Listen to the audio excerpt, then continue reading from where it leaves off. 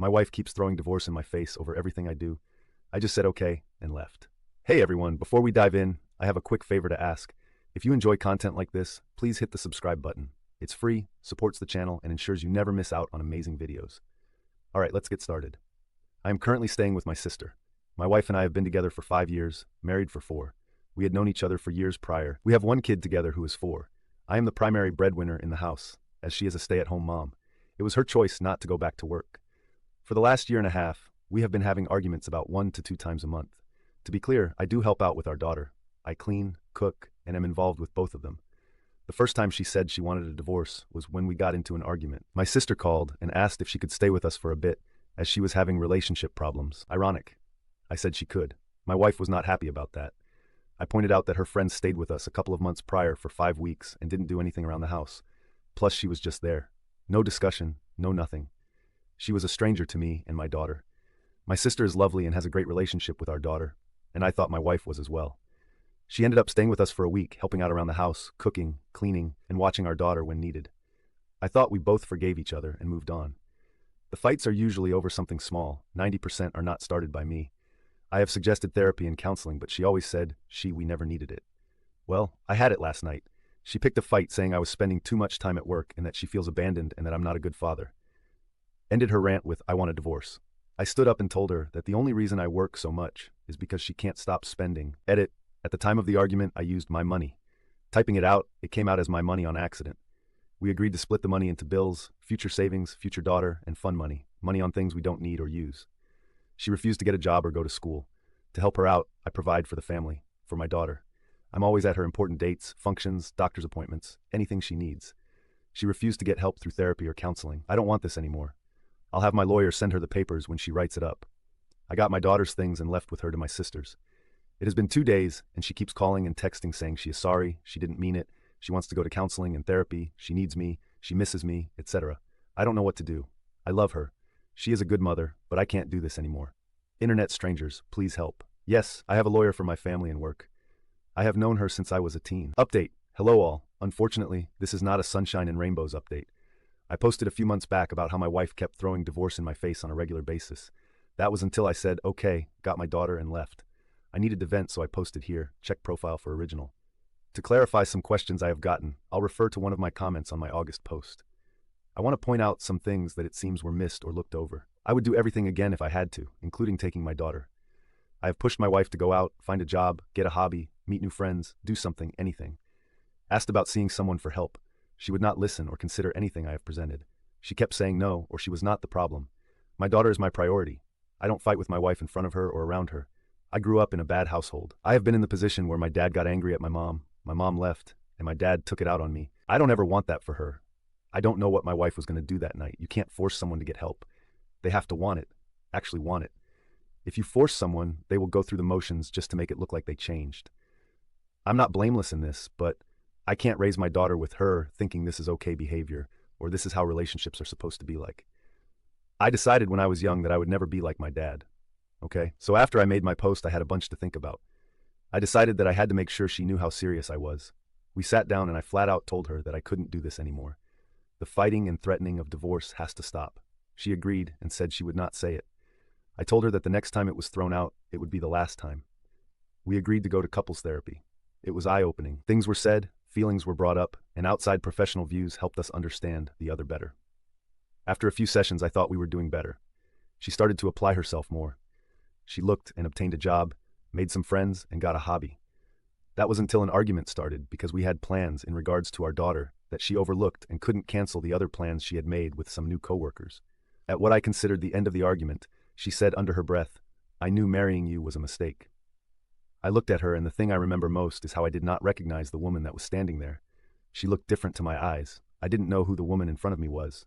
I asked her to repeat herself. She said, "I should have divorced you years ago."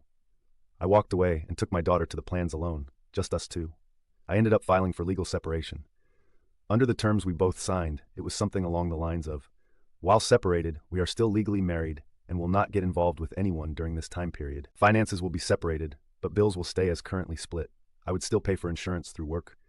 Other things that were in it were therapy sessions would continue, both as individuals and couples. I would move in with my sister, and we had shared custody of our daughter, 70% me, 30% her. One day when I had my daughter, I needed my wife to take her. I let her know a week before and she agreed. The morning of, at 7:30, I went to drop her off at the house and noticed an unfamiliar car in the driveway. My first thought was, she must have a girlfriend over.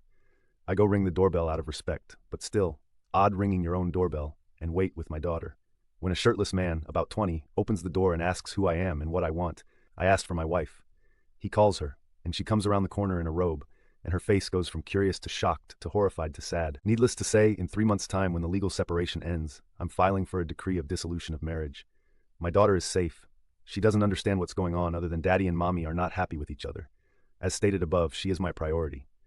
I guess I did do the one thing I never wanted to do, the one thing I promised myself I would never become. But I guess it couldn't be helped. I end up just like my parents. I don't know what a healthy relationship looks like. I hope I can just show how much love I have for my daughter and raise her the best I can. Thanks for the support, comments, love, and criticism. Now on to the next story. Story 2. Am I wrong for insisting my sister uphold her end of our custody agreement? So there's a lot of backstory here. My sister Lily, F35, had my niece Emma, F9, when she was 26. She was, at the time, living with my parents, along with her then boyfriend. And they had both just gotten out of rehab for heroin addiction. Both her and her boyfriend were not able to stay clean for long, and she was using throughout her pregnancy. When Emma was almost 2 months, she came to me begging me to take Emma for 2 months while she checked into rehab again to get clean. I was 22, living in an efficiency apartment while putting myself through law school, but my parents insisted they couldn't care for an infant and had suggested foster care to my sister. So I took my niece in. When my sister got out of her rehab, she got back together with her BF, who was still taking drugs. Thus began 5 years of a vicious cycle where one of them would get clean only to be dragged back under by the other. I took legal guardianship of Emma, although it was still supposed to be temporary. Every time Lily would bring up taking her back, I would agree on the condition that they both passed a drug test, and it simply never happened. When Emma was almost 6 years old, my sister came to me saying she was once again pregnant. This was the turning point for her, and she gave birth to my nephew, having been clean for almost 8 months. Obviously, it was very hard for both me and Emma, going from her living with me to moving back with her parents. We went to court and worked out a custody arrangement where I still have Emma every weekend, but she spends the week with her mom and dad. We attended family therapy all together for the first year, and once we settled on a routine, we stopped. Here comes the issue. My sister is once again pregnant, and she and her former BF, now husband, say that they don't want to allow Emma to come with me weekends because apparently she comes home to them acting like a brat. I absolutely understand the issue. I explained to my sister that when Emma is with me, she is the center of attention, and going from that to having to fight her brother for her mom's limited attention between bouts of morning sickness has to be hard. I offered to take my nephew weekends as well to give my sister some rest, or to possibly resume family therapy so Emma could work through these changes. My sister simply told me that Emma would be taking a break from spending time with me. I let her have 2 weekends with Emma, and then when she continued to stonewall me, I threatened to take her to court. We have a custody agreement in place, and I am still one of Emma's legal guardians.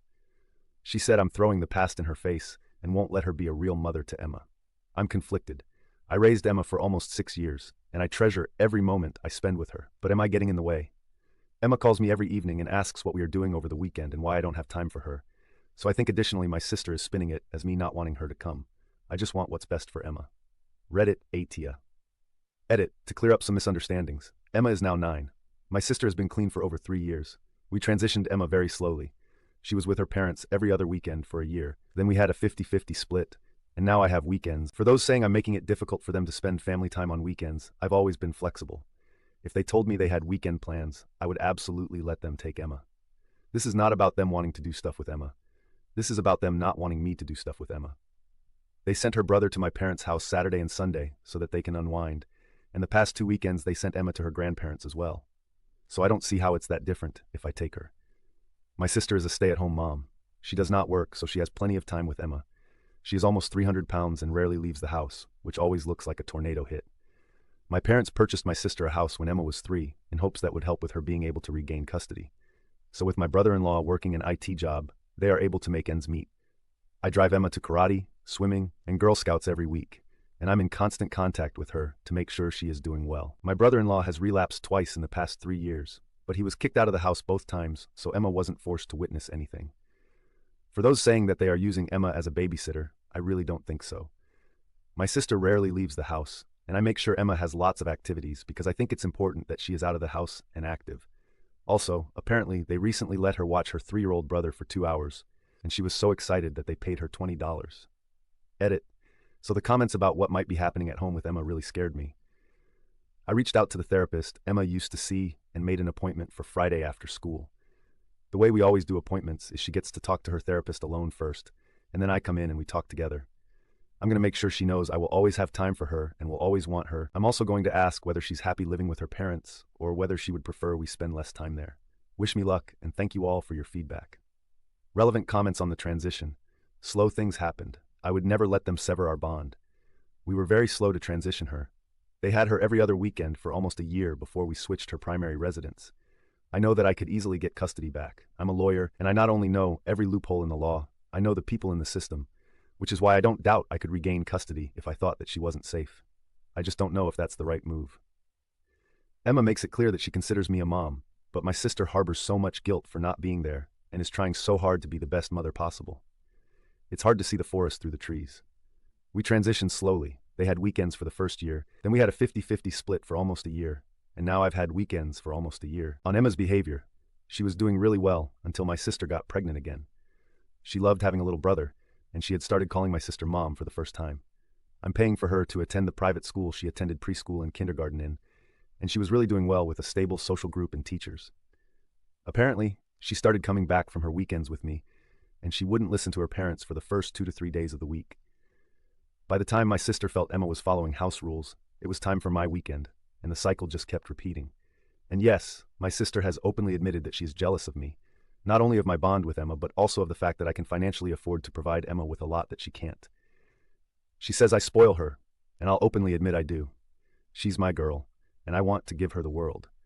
From what I understand, she simply doesn't listen when they tell her to do things like do the dishes or get off the iPad. It's hard because we don't really have the same dynamic. I have her out of the house all day during the weekend doing activities, and I don't let her have screen time except right after dinner sometimes. And I have a dishwasher, so she just puts her dishes away. But I've never had any issues with her listening to me. Guilt. I have a lot of guilt associated with Emma calling me Mom. She called me Mom for the first 3 years of her life. Then my sister came to visit, and when Emma called me Mom, she had a breakdown, screaming, crying, and asking how could I let Emma think I was her mother. It really scared and confused Emma. And when my parents got involved, it was decided that Emma should call me something else, anything else. There is no consensus spot on A, but the majority of opinions seem to be NTA. Update. Hey, I've had so many people reach out for an update, but the last month has been so crazy. So in short, my sister gave birth, and I now have custody of all 3 children. I took Emma to an emergency therapy session, and she revealed a lot of mental manipulation that Lily had been doing. Apparently, my sister told her that she had to beg me to take her as a baby, that I had never wanted her, and gave her back as soon as I was able. Giving my sister credit where it is due, I did not originally want to take my niece in. I was in my first year of law school, living in an efficiency apartment, and flat broke. The idea of caring for an infant, even for just a couple months while in school, was scary, and I didn't know how I would manage. I relied heavily on government assistance and my parents. That didn't mean I didn't love her or that I wanted to give her back. I was trying to do what I thought was best for her at every turn. After the therapy session, I filed for an emergency custody order, citing parental alienation, but also the ace up my sleeve, that my sister was using marijuana, which violated her conditions under which she could have custody. It's not legal in my state, and she doesn't have a prescription either. So I requested a drug test and a home visit, as I also cited the state of the home. I had said that the house was a mess, but it was to the point of being a health hazard and a hoarding situation. I was granted emergency custody, and CPS showed up at my sister's door the following Monday. I knew this much was going to happen. I said on my previous post that I was confident in the fact I could get custody back, and that is because I was aware of her use of weed. To be clear, I didn't see it as a problem. She gets migraines and uses it. However, I was not above weaponizing it if need be. This is, however, where everything went off the rails unexpectedly. Some people on the last post said that I clearly dislike my sister. I don't. I love her, and I think that most of her troubles are due to her trusting nature and the people she surrounds herself with. However, I will be clear. I hate my BIL. When CPS arrived, they found that my BIL had been growing not only marijuana in the basement, but also psychedelic mushrooms. When they drug tested both of them, they found not only marijuana in their systems, but several other drugs, including fentanyl, which was probably laced with whatever they were using. They immediately removed my nephew and reached out to me to take him. They were both arrested on charges related to my BIL's horticultural activities in the basement. I can honestly say, I didn't see it. I knew she was depressed, but I didn't see any signs of her using again. And the fact that she was pregnant and using, words can't express my betrayal. I adjusted to life with 2 kids very quickly, but I knew that she was going to have another infant soon. So I visited my pregnant sister in jail, and I made a deal with her. She gave up all parental rights to all three kids in exchange for me paying her bail and providing her with an attorney so that she had the best possible chance of avoiding jail time. Unfortunately, I had to also bail my BIL out and pay for his attorney fees. She gave birth a week ago. Thankfully, she didn't have to give birth in jail.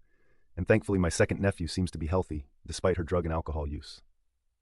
I have full custody of Emma and both her brothers, and am in the process of filing for legal adoption, which is far different than guardianship. But I don't have doubts I will be successful given both parents signed away their rights. I know I'm doing the right thing. The past has shown me that I don't want to be in limbo, waiting for her to be clean long enough to take the kids back. It has also proven to me that I can't trust her. I don't want to co-parent with someone who will lie and manipulate like she did. Emma is thriving. I have literally never seen her happier. And despite some sleepless nights, the baby and I are doing well. I worry most for my 3-year-old nephew Ian. He is doing well so far, but I don't think it has sunk in that this is permanent. We will definitely be doing family therapy. I hope that I have covered everything. Thank you so much to everyone who convinced me that everything was not right with Emma. Without you, I don't like to think what could have happened. Edit. I've seen a lot of concern in the comments about my sister having another baby. It is very unlikely. The reason she had Emma in the first place was because she wasn't on any form of birth control, because she thought she couldn't get pregnant. When she was a teenager, she had to have one of her ovaries removed, and the doctor said there was very little chance of getting pregnant. Emma was breech when she was born, so my sister had to have a cesarean, and thus had a cesarean with both other children. According to the doctor, when my latest nephew was born, there were complications, and due to extensive scarring in addition to only one ovary, the doctor told her that it's very unlikely she will have more children. It's not impossible that she could have another child, but the chances are so low that with everything else I need to worry about, I am choosing not to worry about that for the time being.